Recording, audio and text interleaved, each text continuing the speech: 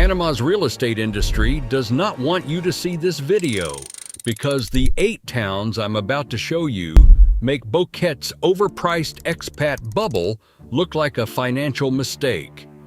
Everybody who's ever Googled retire in Panama ends up staring at the same 3 photos of Boquete and then quietly panicking when they see the rent. That's not the Panama I'm talking about today, and it's honestly not the Panama most retirees end up loving once they've actually lived here for a year. Here's the version nobody talks about. A furnished 2-bedroom home that rents for less than your car payment back home. Neighbors who actually know your name after week 2, not year 2. A doctor's visit that costs less than your lunch. And you're not paying a premium to live near a mountain view or a beach you'll visit twice a year. You're just living on the US dollar in a country that runs on your Social Security check instead of eating it alive. I spent months tracking down the parts of Panama that never make it onto the glossy relocation brochures. A town built inside a volcanic crater with square trees and golden frogs. A farming town where a furnished house rents for less than $400 a month. A city where hospital surgery and a 6-day stay cost $160. If you're on a fixed income and tired of watching your Social Security check lose ground every year, hit that subscribe button now because we're counting down 8 Panama towns the retirement industry hopes you never discover.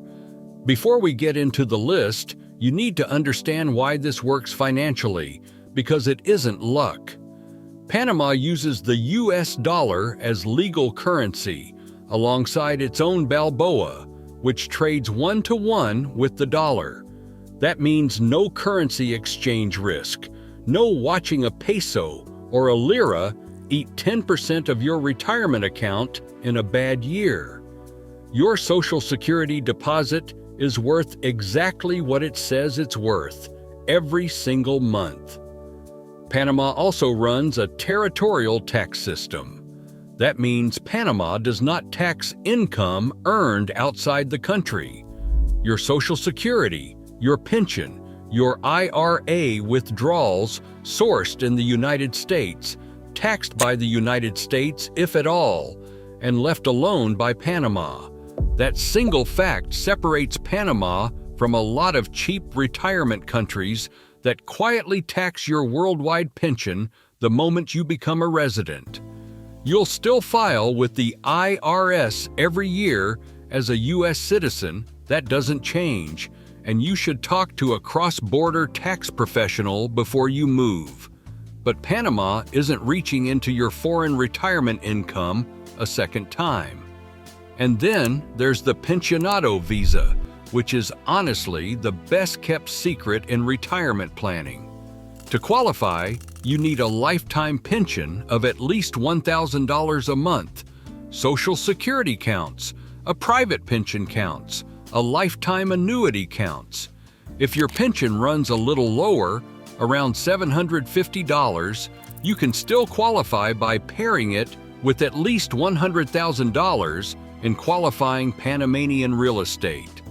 Show that income with an apostilled pension letter, pass a background check, and you get permanent residency, not a visa you renew every year hoping the rules don't change.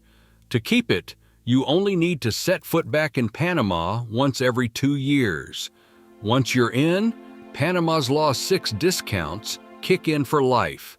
25% off at restaurants, 50% off entertainment like movies and events, and discounts on utilities, medications, and medical services, plus duty-free import of your household goods when you first move down. On a fixed income, that's not a nice to have. That's real money back in your pocket every single month. One more thing before the countdown. Medicare does not follow you to Panama. Once you're living outside the United States, Original Medicare generally won't pay for care you receive there, so every town on this list matters partly because of what healthcare actually costs out of pocket, not what an insurance card says it covers. The good news, as you're about to see, is that Panama's public and private healthcare system is genuinely affordable even without Medicare in the picture.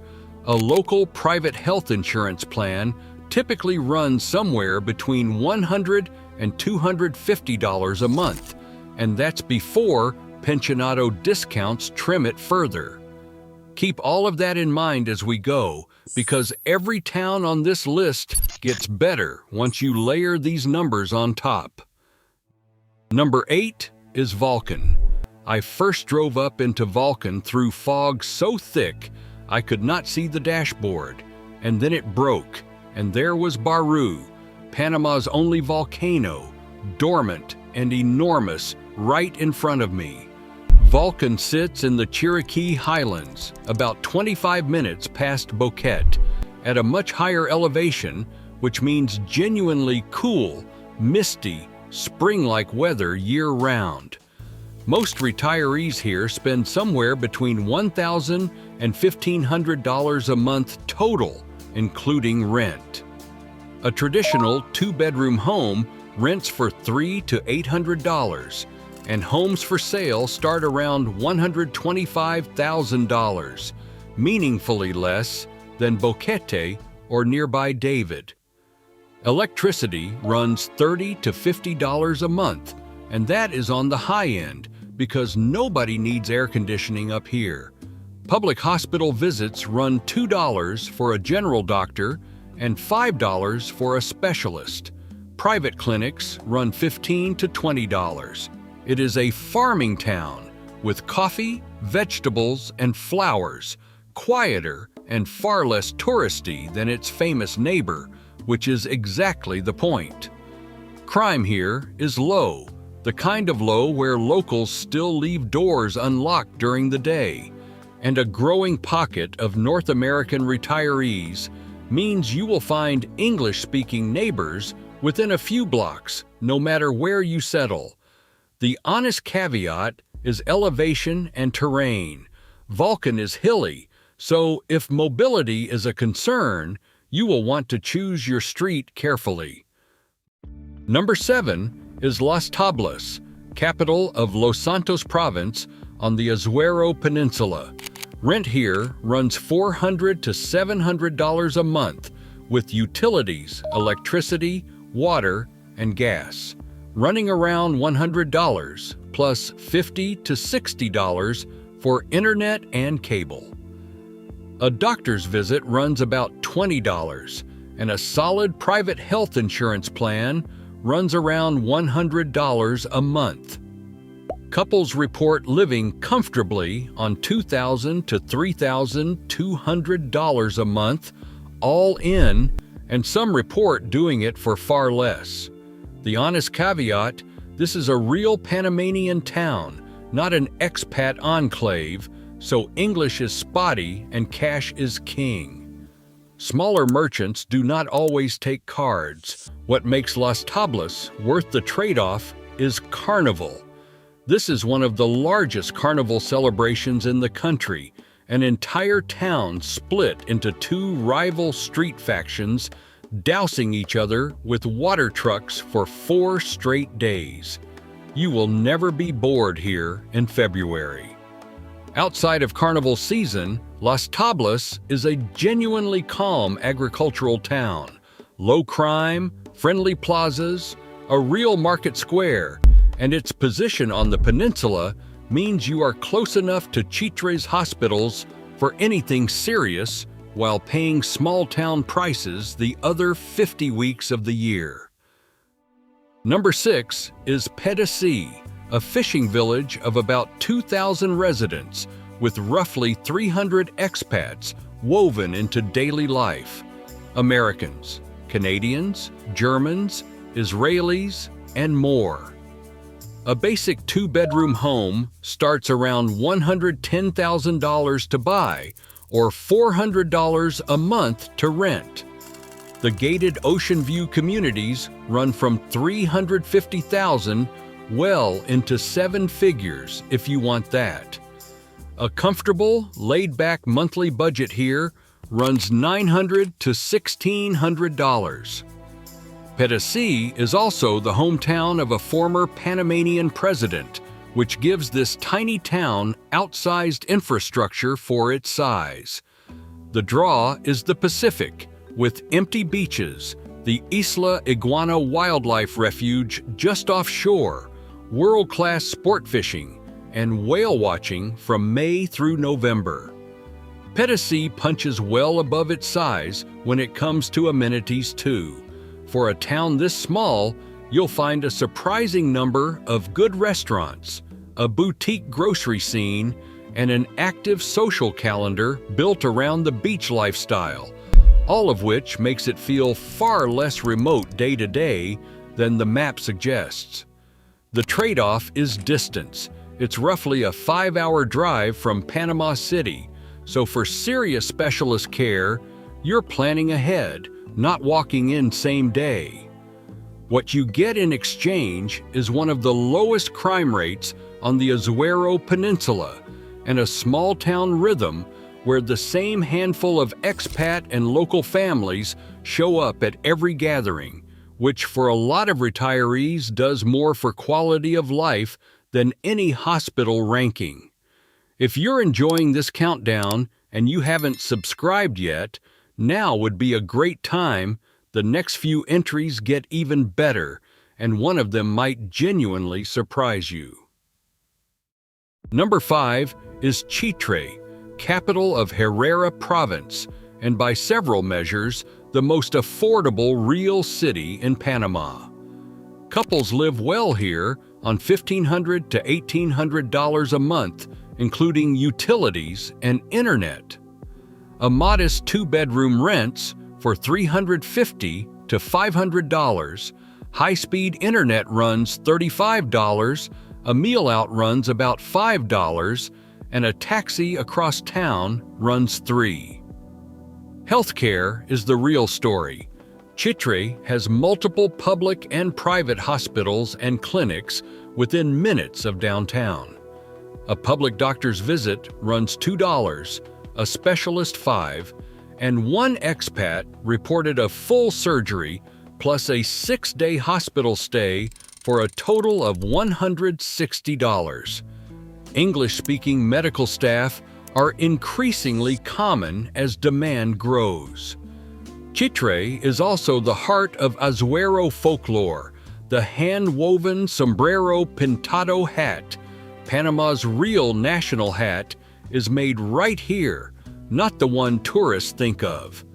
As the largest city in the region, Chitré is walkable and flat, which matters if stairs and steep hills aren't your idea of retirement, and its lower profile compared to David or Panama City has kept both crime and rent notably in check. Number 4 is El Valle de Antón, and I mean this literally. The town sits inside the crater of an extinct volcano, one of the largest inhabited craters on Earth.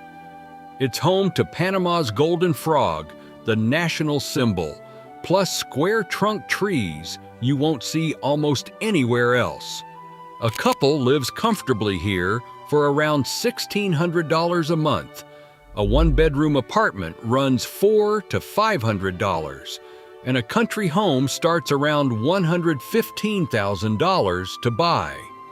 The climate is the headline, 65 to 75 degrees year-round, genuinely eternal spring, no air conditioning needed, ever. The expat community is small but tight.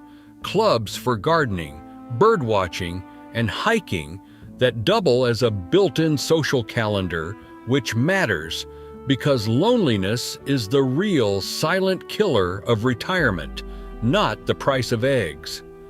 The caveat, it's a popular weekend escape for Panama City residents too, so Saturdays get busier and pricier than weekdays, and being inside a crater means winding roads rather than flat sidewalks, worth a test drive before you commit if steep grades are a concern.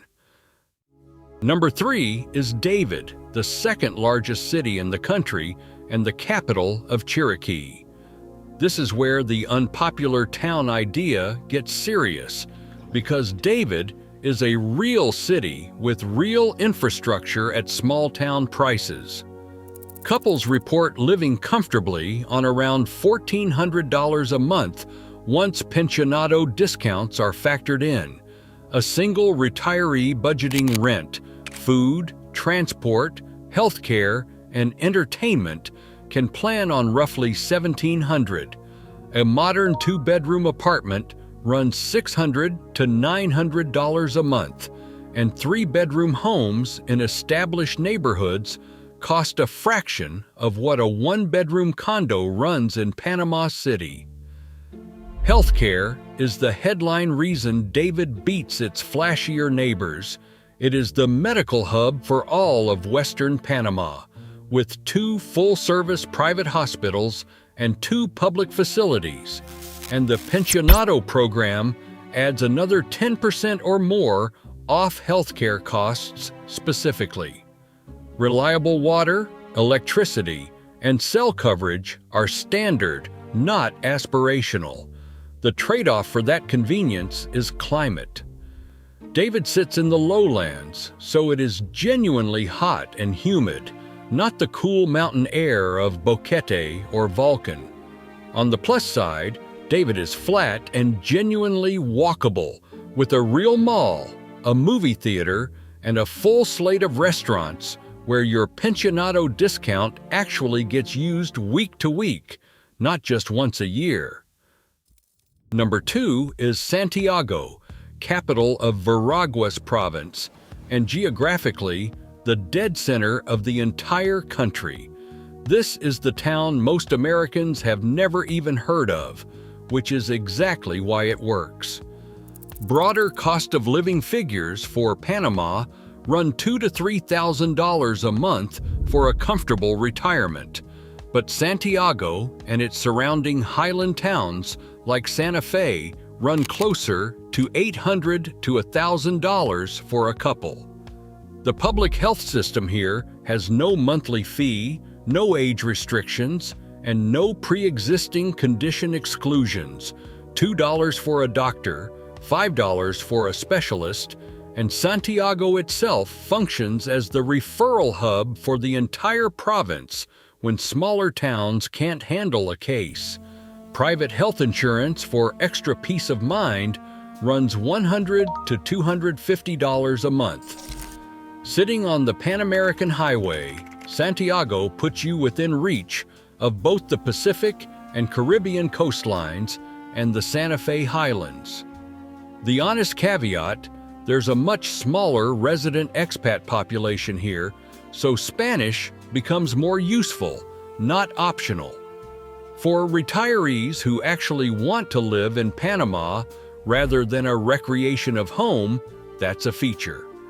Santiago is also flat and easy to navigate on foot, with a genuine town square, a growing supermarket and pharmacy scene, and crime rates that stay low precisely because it hasn't been discovered yet.